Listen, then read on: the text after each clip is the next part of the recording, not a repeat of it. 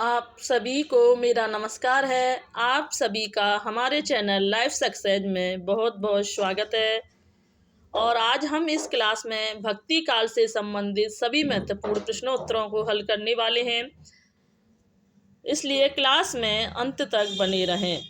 तो देर न करते हुए शुरू करते हैं। अगर आपको यह क्लास अच्छी लगे तो इसे लाइक शेयर सब्सक्राइब करें और एक कमेंट जरूर किया करें। तो शुरू करते हैं कि निर्गुण भक्ति का सर्वप्रथम उल्लेख कहाँ किया गया था। तो निर्गुण भक्ति का जो सर्वप्रथम उल्लेख किया गया था वह श्वेतांबर में उपनिषद में निर्गुण भक्ति का जो है उल्लेख किया गया था। नंबर 2 देखते हैं कि आलवर भक्तों में जो एक महिला आंदाल थी, कौन थी? आलवर भक्तों की जो संख्या है 12 मानी जाती है और उनमें एक महिला आंदाल भी मानी जाती है। नंबर 3 देखते हैं कि रामानुज के जो गुरु थे वो कौन माने जाते हैं। तो रामानुज के जो गुरु माने जाते हैं, कांचीपुरम जो हैं वो रामानुज के गुरु माने जाते हैं। नंबर 4 देखते हैं कि रामानुजाचार्य ने श्री संप्रदाय का प्रवर्तन किया था। किसका? तो रामानुजाचार्य ने किस संप्रदाय का प्रवर्तन किया गया था? तो रामानुजाचार्य ने जो है वो श्री संप्रदाय का प्रवर्तन किया था।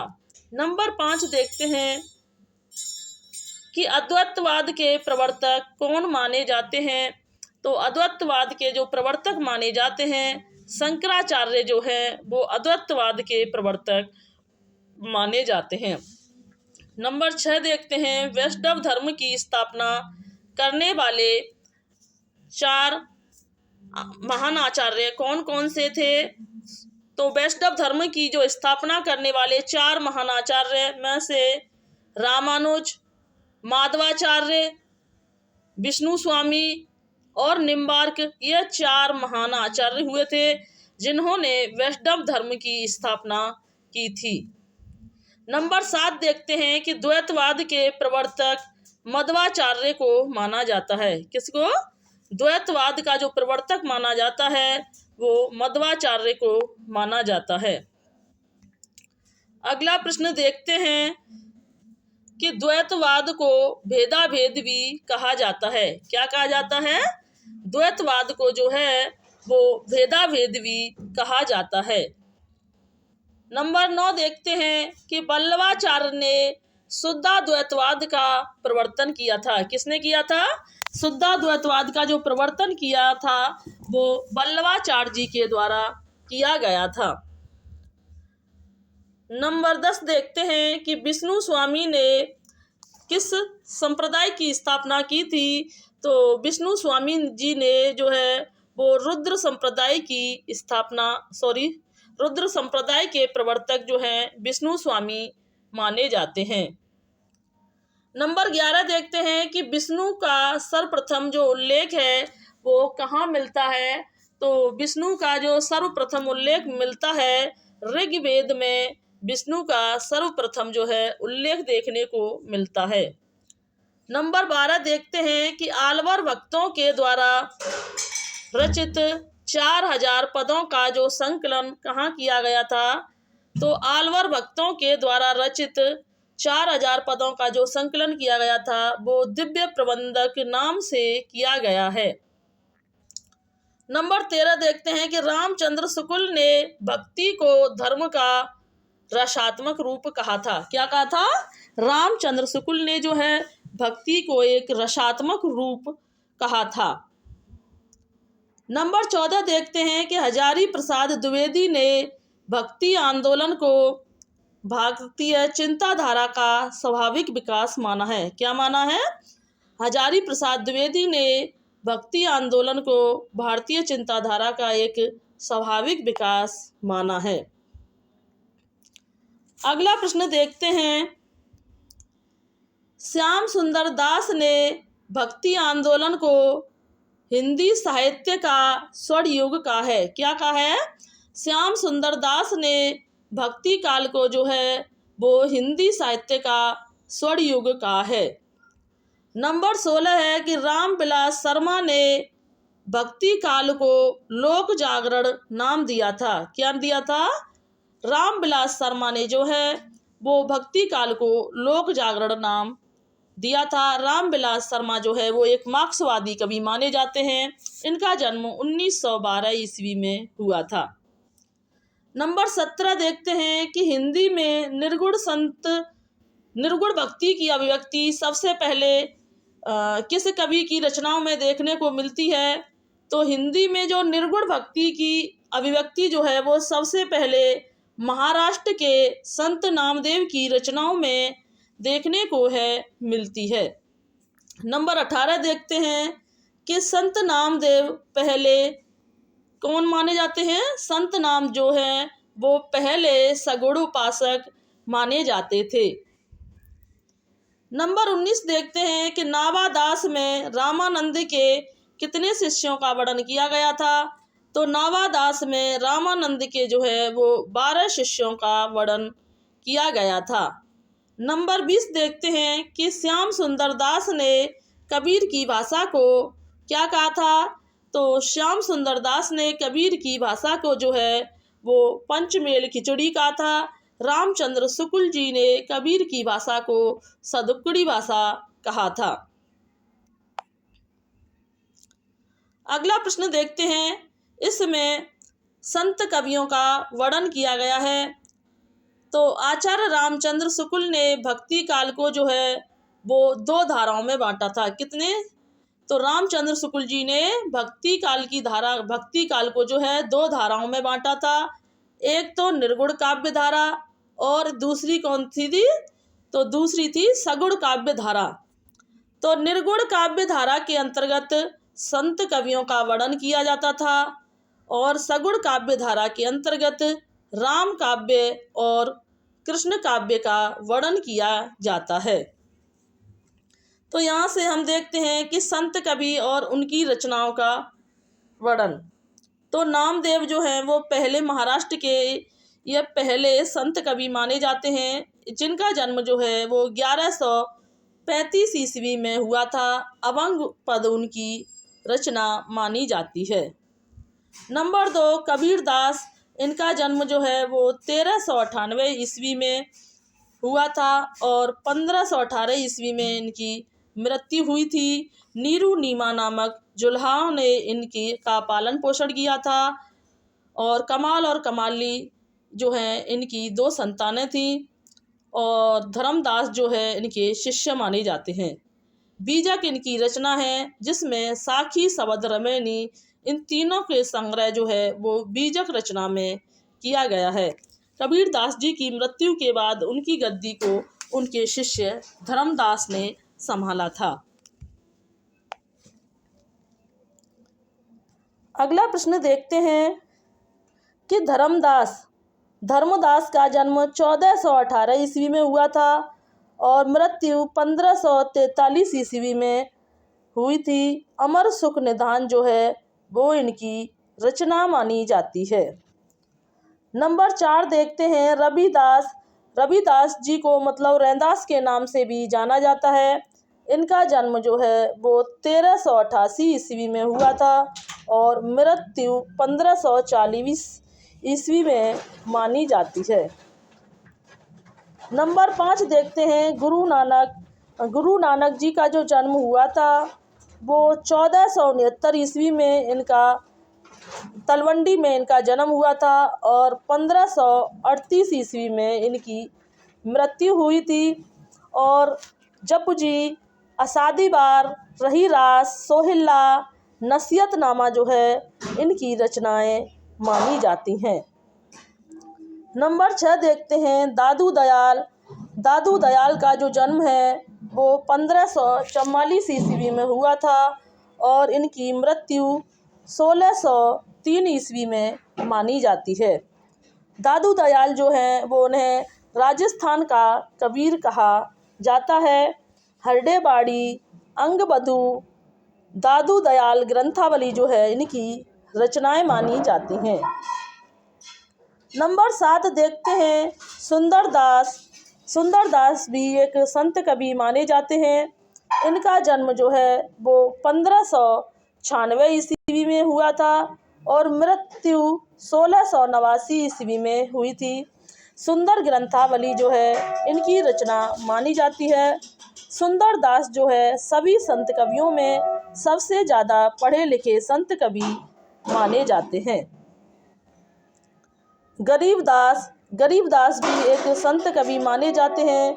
गरीब की बानी इनकी रचनाएं मानी गई हैं। नंबर 9 देखते हैं चरण दास की बानी जो है इनकी रचनाएं मानी जाती हैं। नंबर 10 देखते हैं मलूक दास भी एक संत कवि माने जाते हैं। इनका जन्म 1574 ईस्वी में और मृत्यु 1682 ईस्वी में हुई थी। नंबर 11 देखते हैं सहजोबाई और दयाबाई जो हैं वो संत कवियों का वर्णन मिलता है। किसका? सहजोबाई और दयाबाई भी एक संत कवि मानी जाती हैं। नंबर 12 देखते हैं कि जगजीवन दास और धरनी दास जो हैं ये भी संत कवियों के अंतर्गत माने जाते हैं। इस तरह से धर्मदास, रविदास, गुरु नानक, दादू दयाल, सुंदरदास, गरीबदास, चरणदास, मलूकदास, सहजोबाई, दयाबाई, जगजीवन दास, धरनी दास यह सभी संत कवि माने जाते हैं। अगला प्रश्न देखते हैं सूफी कवि और उनके काव्य का वर्णन। सूफी कवियों ने जो है प्रेम को महत्व दिया है और सूफी कवियों में पहली रचना जो है हंसावली असायत जो है वो पहली रचना मानी जाती है, जो कि हंसावली के द्वारा यहाँ पर जो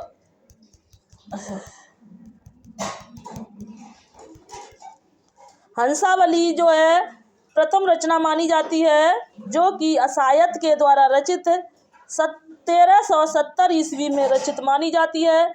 गणपति चंद्रगुप्त जी ने इसे प्रथम सूफी काव्य रचना माना जाता है।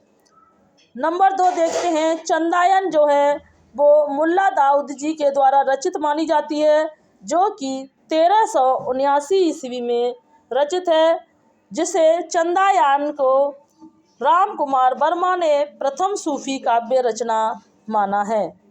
नंबर 3 देखते हैं मृगावती जो है वो 1503 ईस्वी में कुतवन के द्वारा रचित मानी जाती है। मृगावती को जो है आचार्य रामचंद्र शुक्ल ने प्रथम सूफी काव्य की रचना मानी है। नंबर 4 देखते हैं मधुमालती जो है वो 1545 ईस्वी में मंजन के द्वारा रचित मानी जाती है। इसमें मधुमालती और मनोहर की प्रेम कहानी का अलौकिक वर्णन किया गया है। पद्मावत जो है वो 1520 ईस्वी में मलिक मोहम्मद जायसी के द्वारा रचित मानी जाती है। जायसी जी की जो रचना है वो अखरावत, पद्मावत, आखिरी कलाम जो है इनकी रचनाएं मानी जाती हैं। नंबर 6 देखते हैं कि अनुराग बांसुरी। तो अनुराग बांसुरी जो है वो 1764 ईस्वी में नूर मोहम्मद के द्वारा रचित मानी जाती है। और नंबर 7 देखते हैं कि 1619 ईस्वी में 1619 ज्ञानदीप जो है वो शेख नबी की रचना मानी जाती है, जो कि 1619 ईस्वी में रचित मानी गई है। नंबर 8 देखते हैं कि सत्यवती कथा जो है वो 1501 ईस्वी में ईश्वर दास जी के द्वारा रचित मानी गई है। नंबर 9 देखते हैं माधवानल कामंद कला जो है वो 1584 ईस्वी में आलम के द्वारा रचित मानी गई है। नंबर 10 देखते हैं छिताई वार्ता जो है वो 1590 ईस्वी में नारायण दास के द्वारा रचित मानी गई है। अगला प्रश्न देखते हैं, शायद ये फिर रिपीट हो गए। यहाँ पर राम काव्य कवियों का वर्णन देखते हैं, जिनमें रामानंद जो है वो राम काव्य में सबसे पहले माने जाते हैं। इनका जन्म जो है वो 1368 ईस्वी में हुआ था और राम रक्षा स्रोत जो है वो इनकी रचना मानी जाती हैं। और हिंदी में जो राम भक्ति परंपरा का जो आरंभ माना जाता है वो रामानंद से ही माना जाता है। नंबर 2 देखते हैं कि अग्रदास, इनका जन्म जो है वो 1500 ईस्वी में हुआ था और ध्यान मंजरी जो है वो इनकी रचना मानी जाती है। नंबर 3 देखते हैं कि ईश्वर दास के द्वारा जो रचित हैं वो भरत मिलाप और अंगद पैज जो है वो ईश्वर दास की रचनाएं मानी जाती हैं। तुलसीदास, तो तुलसीदास का जन्म जो है वो 1532 ईस्वी में और मृत्यु जो है वो 1623 ईस्वी में मानी गई थी। तुलसीदास के जो बचपन का नाम था वो राम बोला जो है इनके बचपन का नाम था। आत्मराम जो है इनके पिता का नाम था और इनको बचपन में ही घर से त्याग दिया गया था, क्योंकि गलत नक्षत्रों में पैदा होने के कारण इनके माता पिता ने इन्हें बचपन में ही त्याग दिया था। तो इनकी रचना है राम गीतावली, जिसकी रचना जो है 1571 ईस्वी में इसका रचना काल माना जाता है। नंबर 2 है कृष्णा गीतावली जो है यह भी 1571 ईस्वी में रचित मानी जाती है। नंबर 3 देखते हैं रामचरितमानस जो है यह 1574 ईस्वी में रचित मानी जाती है। रामचरितमानस 1574 ईस्वी और संवत 1631 ईस्वी में रचित मानी जाती है। रामचरित में जो है मानस में 7 कांड माने जाते हैं। नंबर 4 देखते हैं कि विनय पत्रिका जो है वो 1585 ईस्वी में रचित मानी जाती है, जो कि ब्रजभाषा में रचित मानी जाती है और उसमें 279 पद माने जाते हैं। नंबर 5 देखते हैं रामलला नछऊ जो है यह भी तुलसीदास की रचना मानी जाती है, जो कि 1586 ईस्वी में रचित मानी गई है। नंबर 6 देखते हैं पार्वती मंगल और जानकी मंगल जो है यह भी तुलसीदास की रचना मानी जाती हैं। पार्वती मंगल में शिव पार्वती के विवाह का वर्णन किया गया है और जानकी मंगल में राम सीता के विवाह का वर्णन किया गया है, जो कि 1582 ईस्वी में रचित मानी गई हैं। पार्वती मंगल और जानकी मंगल दोनों रचनाएं जो हैं वो अवधि में रचित मानी जाती हैं।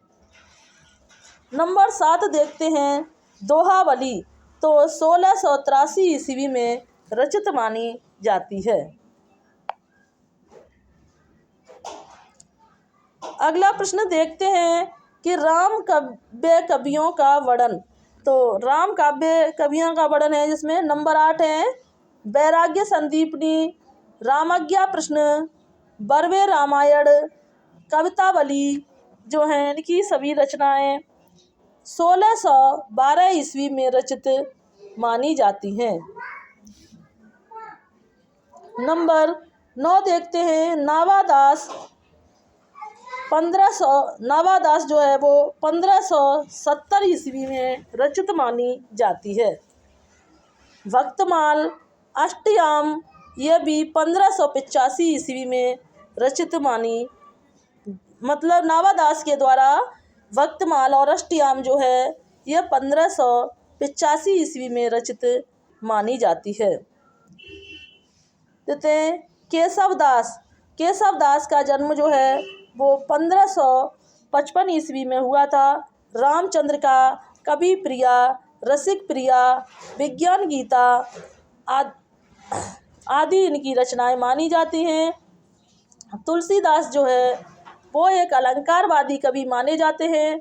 और केशव दास जो है वो एक अलंकारवादी कवि माने जाते हैं और इसने अलंकार काव्य का प्रथम आचार्य कवि भी माना जाता है।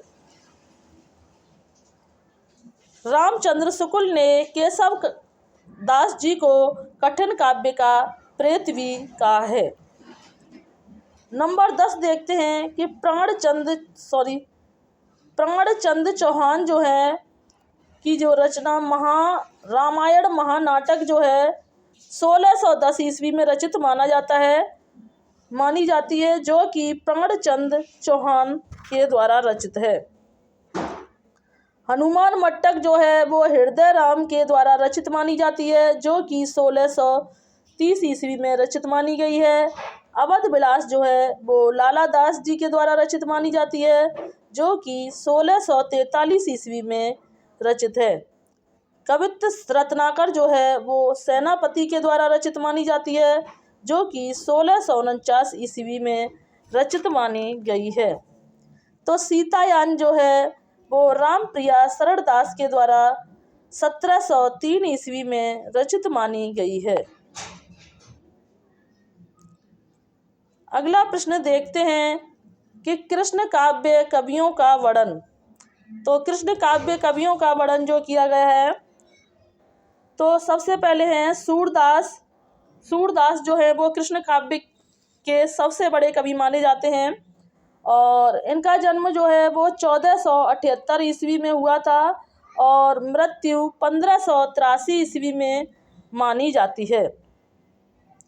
इनकी जो रचना है सूर सागर, सूर सारावली, साहित्य लहरी जो है इनकी रचनाएं मानी जाती हैं। साहित्य लहरी में नायिका भेद का वर्णन भी किया गया है और प्रसिद्ध दृष्टिकूट पदों का भी वर्णन किया गया है। और सूरदास जी को जो है वो वात्सल्य का कवि भी कहा जाता है। नंबर 12 देखते हैं परमानंद दास। तो परमानंद दास का जन्म जो है वो 1493 ईस्वी में जो है परमानंद दास का जन्म माना जाता है। परमानंद सागर जो है इनकी रचना मानी जाती है, जिसमें कृष्ण के मथुरा गमन से भंवर गीत तक के प्रसंग का वर्णन किया गया है। नंबर 3 देखते हैं नंददास। नंददास का जन्म जो है वो 1533 ईस्वी में माना जाता है।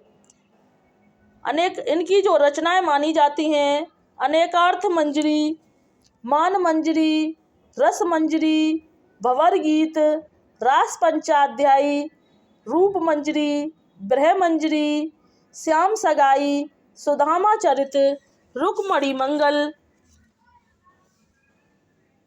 जोग लीला आदि इनकी रचनाएं मानी जाती हैं। नंबर 4 देखते हैं कृष्णदास। कृष्णदास का जन्म जो है वो 1496 ईस्वी में कृष्णदास का जन्म माना जाता है। जुगल मानचरित जो है इनकी रचनाएं मानी जाती हैं। नंबर 5 है कुंभन दास। कुंभन दास का जन्म जो है वो 1468 ईस्वी में कुंभन दास का जन्म माना जाता है। कुंभन दास जो है वो अष्टछाप के कवियों में सबसे वरिष्ठ कवि माने जाते हैं और सबसे जो कनिष्ठ कवि माने जाते हैं वो नंददास जी को अष्टछाप का सबसे कनिष्ठ कवि और कुंभन दास को सबसे वरिष्ठ कवि माना जाता है। नंबर 6 देखते हैं चतुर्भुज दास। चतुर्भुज दास का जन्म जो है वो 1530 ईस्वी में माना जाता है। तो हितजू को मंगल स्फुट पद जो है हितजू को मंगल जो है इनकी रचनाएं मानी जाती हैं। मीराबाई का जन्म 1504 ईस्वी में माना जाता है। मीराबाई को के जो गुरु माने जाते हैं, रविदास जो हैं या रैदास जी को मीराबाई का गुरु माना जाता है। मीराबाई जो है एक संत कवि मानी जाती हैं, कृष्ण भक्त कवि मानी जाती हैं और इनकी जो भक्ति है वो माधुर्य भाव की भक्ति मानी जाती है। इनकी जो रचना है नरसिंह जी का मायरा, राग सौरठ पद संग्रह, फुटकर पद, वेदांत पारिजात आदि जो है इनकी फुटकर पद, राग सौरठा संग्रह, नरसिंह जी का मायरा, गीत गोविंद की टीका जो है इनकी रचना मानी जाती है। नंबर 8 देखते हैं नरोत्तम दास। नरोत्तम दास का जन्म जो है वो 1523 ईस्वी में माना जाता है। नंबर 9 देखते हैं रस खान। रस खान का जन्म जो है वो 1533 ईस्वी में रस खान का जन्म माना जाता है और दान लीला सुजान रस खान जो है इनकी रचना मानी जाती हैं। अष्टयाम, प्रेम वाटिका भी इनकी रचनाएं मानी जाती हैं। नंबर 10 देखते हैं रहीम दास। रहीम दास का जन्म जो है वो 1556 ईस्वी में माना जाता है। तो सिंगार सौरठा, मदनाष्टक, दोहाबली आदि जो हैं इनकी रचनाएं मानी जाती हैं। अब भक्ति काल से जो संबंधित जितने भी महत्वपूर्ण प्रश्न बनते हैं अब उन प्रश्नों को हल करेंगे, इसलिए क्लास में अंत तक बने रहें और इसे बीच बीच में शेयर भी करते रहें।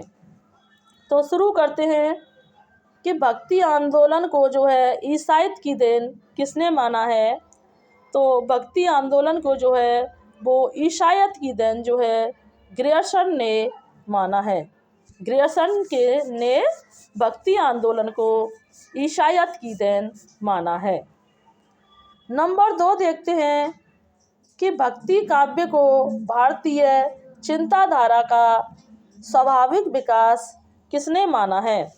भक्ति काव्य को भारतीय चिंताधारा का स्वाभाविक विकास किसने माना है। तो भक्ति काव्य को भारतीय चिंताधारा का जो स्वाभाविक विकास है वो हजारी प्रसाद द्विवेदी जी ने भक्ति काव्य को भारतीय चिंताधारा का स्वाभाविक विकास माना है। नंबर 3 देखते हैं कि भक्ति काल को हिंदी का स्वर्ण युग किसने माना है। तो भक्ति काल को जो है वो हिंदी का स्वर्ण युग जो माना गया है वो श्याम सुंदर दास के द्वारा भक्ति काल को जो है हिंदी का स्वर्ण युग माना जाता है। नंबर 4 देखते हैं कि भक्ति को धर्म का रसात्मक रूप किसने माना है। तो भक्ति को जो धर्म का रसात्मक रूप माना है वो रामचंद्र शुक्ल जी ने भक्ति को जो है धर्म का रसात्मक रूप माना है। नंबर 5 देखते हैं भक्ति आंदोलन को इस्लामी आक्रमण से पराजित हिंदू जनता की असहाय एवं निराशा मन स्थिति से किसने जोड़ा है। तो भक्ति आंदोलन को इस्लामी आक्रमण से पराजित हिंदू जनता की असहाय एवं निराशा मन स्थिति को जो है रामचंद्र शुक्ल जी ने जोड़ा है। उनका मानना है जो भक्ति आंदोलन हुआ था वो इस्लामी आक्रमण से पराजित हिंदू जनता की असहाय एवं निराशा मन स्थिति के कारण ही भक्ति आंदोलन का उदय हुआ था। नंबर 6 देखते हैं कि भक्ति द्राविड़ उपजी लाए रामानंद, यह पंक्ति किसकी मानी जाती है। तो यह पंक्ति जो है वो कबीरदास जी की मानी जाती है। कबीरदास जी जो हैं एक निर्गुण संत भक्त कवि माने जाते हैं। कबीरदास जी के गुरु जो है वो रामानंद माने जाते हैं और नीरू नीमा नामक इनकी जुल्हा ने इनका पालन पोषण किया था और कमाल और कमाली नामक जो है इनकी 2 संतानें मानी जाती हैं और बीजक नाम इनकी रचना की गई, जिसमें साकी शबद रमैनी का संग्रह किया गया है। अगला प्रश्न देखते हैं कि हिंदी भक्ति काव्य का शुभारंभ नामदेव की किस रचनाओं से माना जाता है। भक्ति काव्य का जो शुभारंभ है वो नामदेव की रचनाओं से माना जाता है। किसकी रचनाओं से माना जाता है? भक्ति काव्य का जो शुभारंभ है वो नामदेव की रचनाओं से माना जाता है। नंबर 8 देखते हैं कि भक्त नामावली के लेखक कौन माने जाते हैं।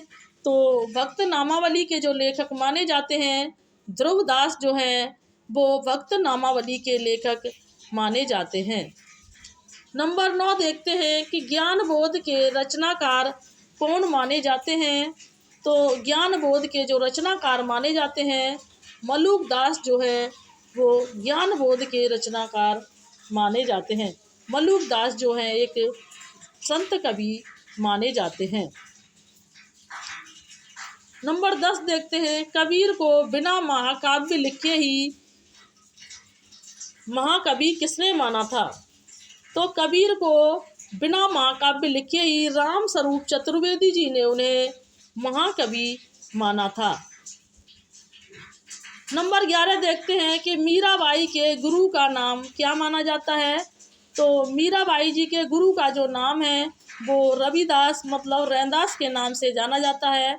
और मीराबाई जो एक कृष्ण भक्त थी और उनकी भक्ति जो थी वो माधुर्य भाव की भक्ति थी।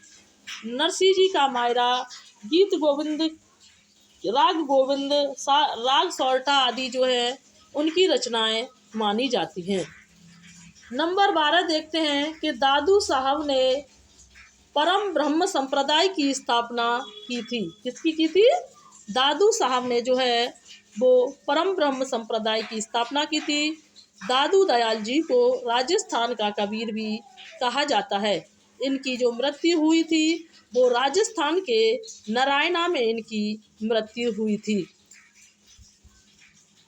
और अंगबधू,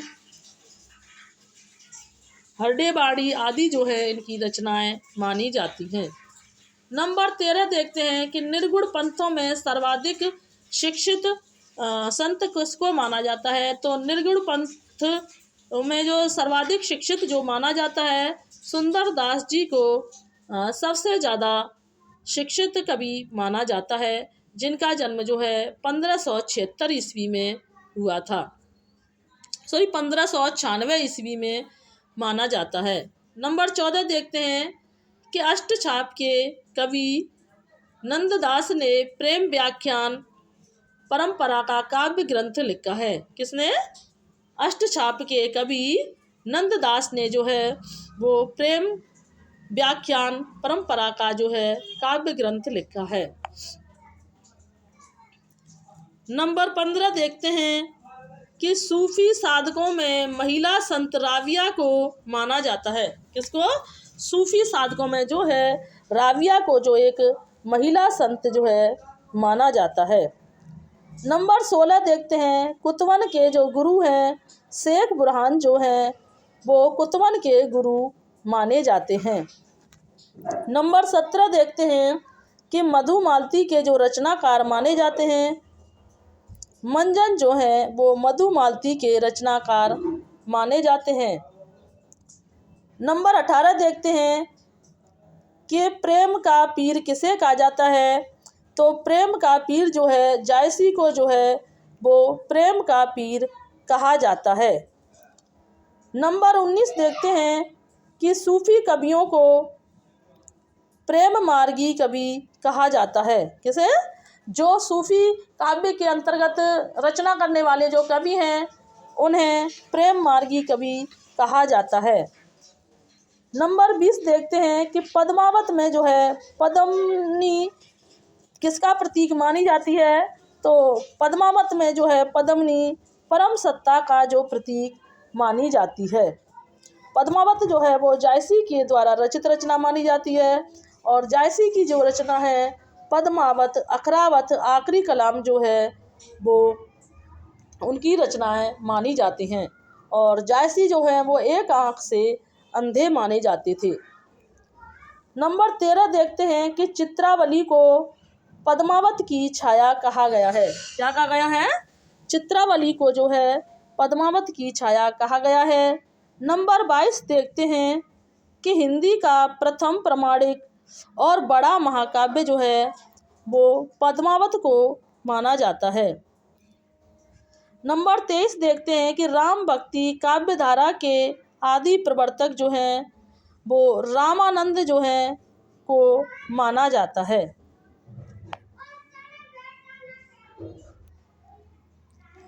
अगला प्रश्न देखते हैं कि तुलसीदास को कली काल का वाल्मीकि किसने कहा है? तो तुलसीदास जी को जो कली काल का जो वाल्मीकि कहा गया है, नावादास जी के द्वारा तुलसीदास जी को कली काल का वाल्मीकि कहा गया है। नंबर 25 देखते हैं कि तुलसी को बुद्ध देव के बाद सबसे बड़ा लोकनायक कवि जो है किसने माना है? तुलसी दास जी को बुद्ध देव के बाद सबसे बड़ा जो लोकनायक माना है वो ग्रियर्सन ने माना है। नंबर 26 देखते हैं कि तुलसीदास को चलता फिरता तरु किसने माना है? तो तुलसीदास जी को वो चलता फिरता जो तरु माना है मधुसूदन सरस्वती जी ने जो है तुलसीदास को चलता फिरता तरु माना है। नंबर 27 देखते हैं कि कृष्ण गीतावली जो है काव्य के रचनाकार जो माने जाते हैं तुलसीदास जी को माना जाता है। नंबर 28 देखते हैं कि विनय पत्रिका का अन्य नाम जो है वो राम विनयावली माना जाता है। नंबर 29 देखते हैं कि तुलसीदास की प्रथम रचना जो है वो गीतावली को माना जाता है। और नंबर 30 है कि तुलसीदास जी ने मीन की शनिचरी का वर्णन जो है वो कवितावली ग्रंथ में किया है। कवितावली जो है एक मुक्तक काव्य रचना मानी जाती है। तो आज की क्लास को हम यहीं समाप्त करते हैं और भक्ति काल से संबंधित जितने भी महत्वपूर्ण प्रश्न बनते थे हमने उनको ज़्यादा से ज़्यादा शामिल करने की कोशिश की गई है और जितने भी कवि हैं उनका भी वर्णन किया गया है। तो इसलिए इस क्लास को ज़्यादा से ज़्यादा शेयर करें और थैंक्स वॉचिंग दिस वीडियो। जय हिंद, जय भारत।